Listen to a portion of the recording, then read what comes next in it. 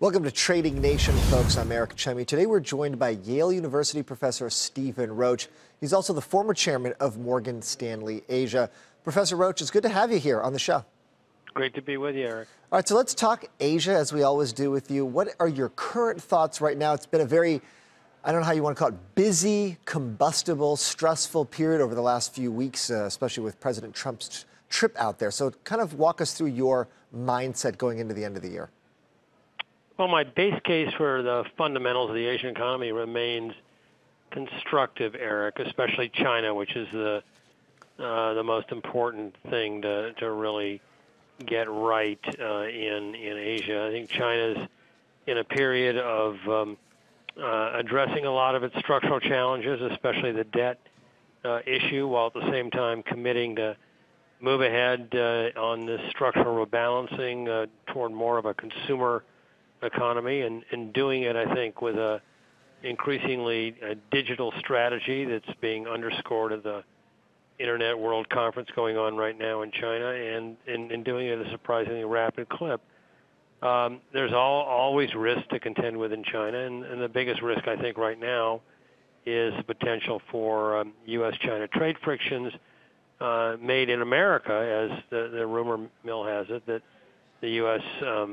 Trade rep is Robert Lighthizer is considering pushing for much more aggressive trade actions against China.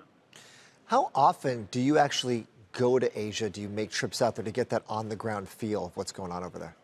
Well, I was there 3 weeks ago, and I'll be there again next week.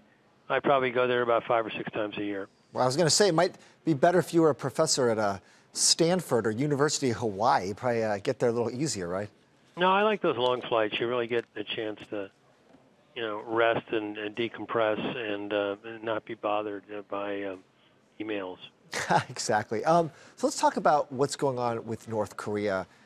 Is this something that's meaningfully different than the North Korea scares from, 5 years ago, 10 years ago? It feels like they bubble up every once in a while. Is this different from those in the past?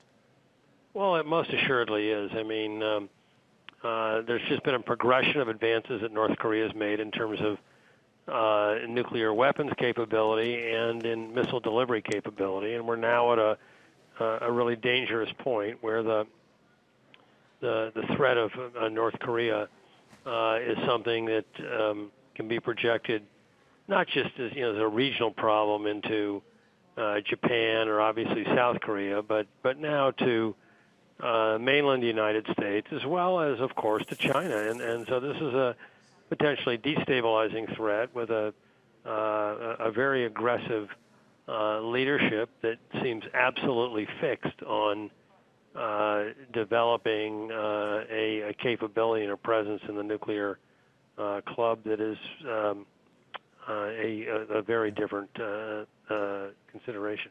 How much impact, influence does China have on North Korea's leadership? They say very little. I doubt that. China is North Korea's largest trading partner. It accounts, there's a variety of estimates, a minimum of 70. Some would say 90% of all trade going into North Korea. And China's focus on trade support is fuel and food, the things that North Korea needs for day-to-day subsistence. North Korea has went through horrific droughts in the latter half of the 1990s and is still dealing with a serious food security problem. So there's no question that China has leverage. It's just a question of whether or not they have the willingness to use it, or whether or not we have the ability to put pressure on them to use that leverage. All right, now let's turn back here to the U.S. What are your thoughts on U.S. equities, the S&P 500, based on what you're seeing throughout the end of the year and maybe this tax reform bill coming through? Look, I'm the last person you want to ask. I've been wrong on the U.S.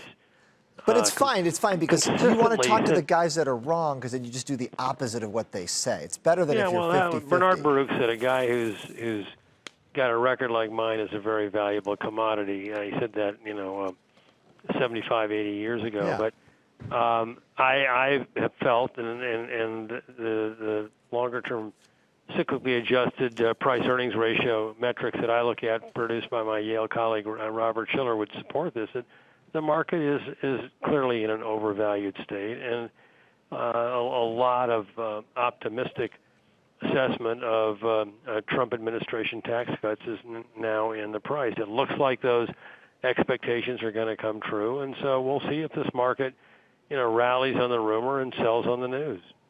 So it sounds like if I want to do the opposite of that, then we should all be buying right away. Is that right? Yeah, just keep loading it up. That's exactly what you should do. What about Bitcoin? Because obviously that's such a big Chinese-related story. How much do you hear about it, talk about it? How much do you get involved with just kind of those discussions?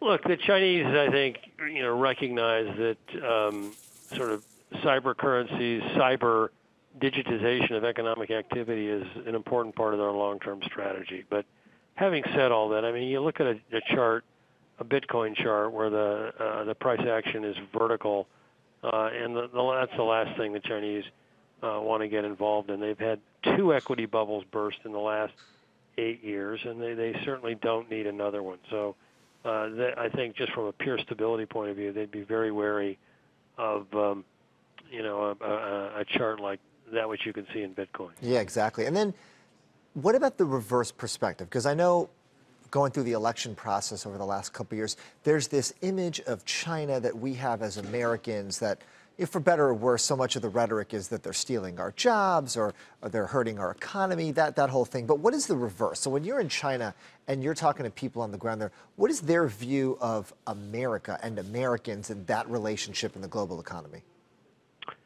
There's a lot that the Chinese really aspire to that is associated with our system. I guess if there's one thing that comes through consistently, and it has for over a decade, is the synergies that comes from America's Silicon Valley type intersection between academia, startups, and venture capital, whether it's on the West Coast or the East Coast, or even in other places of the country.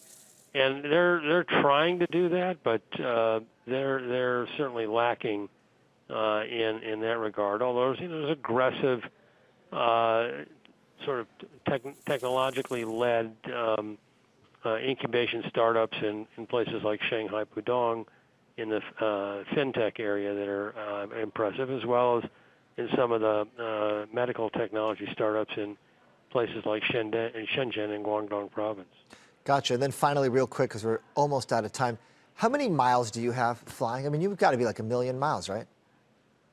When I was the chairman of Morgan Stanley Asia over that 5-year period, I clocked 1 million miles. During that period, I was the #1 global traveler for Morgan Stanley, which is a firm that has most of its people in the air all the time.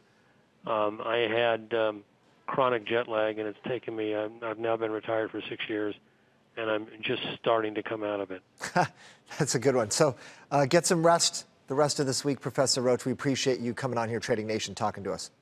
Thanks, Eric. Always a pleasure. Of course. All right, that was Professor Stephen Roach from Yale University. I'm Eric Chemi. We'll see you next time.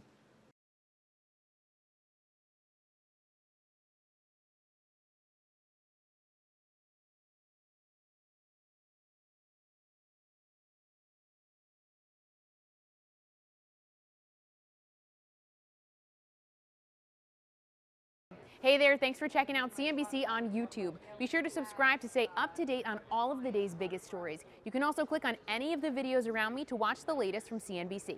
Thanks for watching.